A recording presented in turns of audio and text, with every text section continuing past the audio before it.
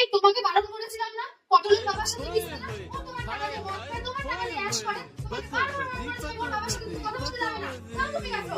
আরে কোথায় যাবো না যাবো তোমাকে বলে যাবো নাকি? আমার নিজের ডিসিশন নেই। আমার ইচ্ছা আমি কার সাথে মিশবো না মিশবো। আমি কারোর তো মদ খাওয়াই না, যে যার নিজের টাকায় মদ খায়। তুমি কে বলেন সব বিষয়? আমি কে বলার, তাই না? আমি কে বলার? হ্যাঁ? তুমি আমাকে চড় মারলে।